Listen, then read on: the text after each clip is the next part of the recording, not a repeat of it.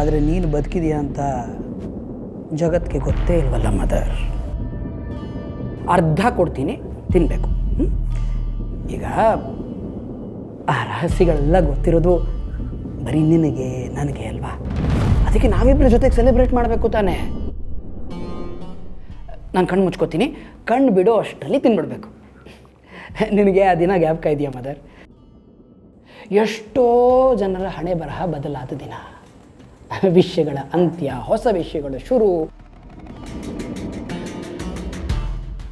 ಅದರಲ್ಲಿ ನಿನ್ನ ಹಣೆ ಬರಹನೂ ಒಂದು. ಎಲ್ಲಿ ಸ್ವೀಟ್ ತಿನ್ನು.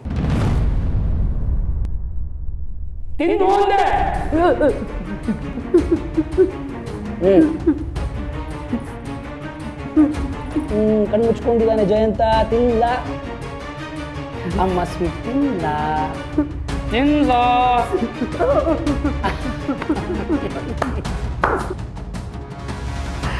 ನೋಡಿದ್ಯಾ, ಅಮ್ಮ ಅಂದರೆ ಹೇಗಿರ್ಬೇಕಪ್ಪ. ನೀನು ಹೀಗೆ ನಗ್ನಗ್ತಾ ಸಂತೋಷವಾಗಿದ್ದರೆ ಆರೋಗ್ಯವಾಗಿರ್ತೀಯ. ಹಾಗಿರಬೇಕು ಅಂದರೆ ಯಾವಾಗಲೂ ಈ ಜಯಂತನ ಜೊತೆನೇ ಇರಬೇಕು. ಇರ್ತೀಯ ಅಲ್ವಾ? ಸರಿ, ಸ್ವೀಟನ್ನ ಹುಡುಗರಿಗೂ ಎಲ್ಲ ಕೊಟ್ಬಿಡ್ತೀನಿ. ಎಲ್ಲರ ಜೊತೆ ಸೇರಿ ಸೆಲೆಬ್ರೇಟ್ ಮಾಡಬೇಕಲ್ವಾ? Have a nice day.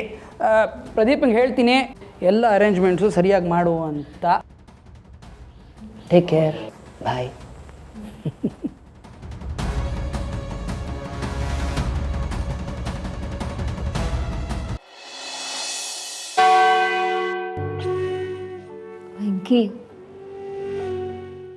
Venky, ನಾನು ನಿಮ್ಮ ತಾಯಿ ಬಗ್ಗೆ ಮಾತಾಡಿದ್ನಲ್ಲ, ಅದಕ್ಕೆ ಬೇಜಾರಾಯ್ತಾ? ಬೇಜಾರು ಮಾಡ್ಕೋಬೇಡ. ಅದು ಇಷ್ಟು ವರ್ಷ ಆದರೂ ನೀನು ನಿನ್ನ ಹೆತ್ತ ತಾಯಿ ಬಗ್ಗೆ ನನ್ನ ಹತ್ರ ಒಂದು ಮಾತಾಡಿಲ್ವಲ್ಲ, ಅದಕ್ಕೆ ತಿಳ್ಕೊಳ್ಳೋಣ ಅಂತ ಕೇಳಿದೆ. ವೆಂಕಿ, ನಿನಗೆ ಅವರು ಇನ್ನೂ ನೆನಪಲ್ಲ ಅವರಾ?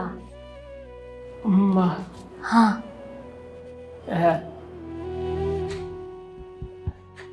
ಅಮ್ಮ ಅಮ್ಮ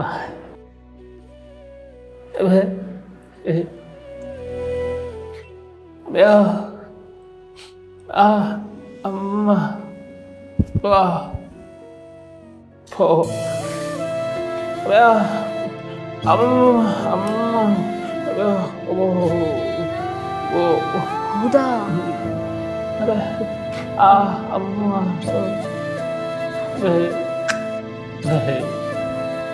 ಆದರೆ ವೆಂಕಿ, ನೀನು ಹೇಳ್ತೀಯ ಅಷ್ಟು ದೊಡ್ಡ ಶ್ರೀಮಂತರು ಅಂತ. ಅಷ್ಟೊಂದು ದುಡ್ಡಿರೋರು ನಿನ್ನನ್ನು ಯಾಕೆ ಅನಾಥ ಆಶ್ರಮದಲ್ಲಿ ಬಿಟ್ಟು ಹೋದ್ರು?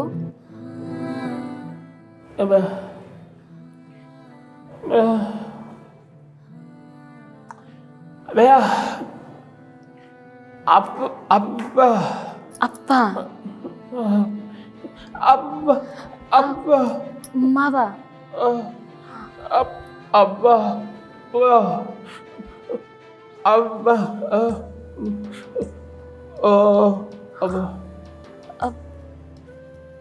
ಮಾವನ ಉಳ್ಸಕ್ಕೋಗಿ ನಿನ್ನ ಸ್ವಂತ ಅಪ್ಪ ತೀರ್ಕೊಂಡ್ಬಿಟ್ರ?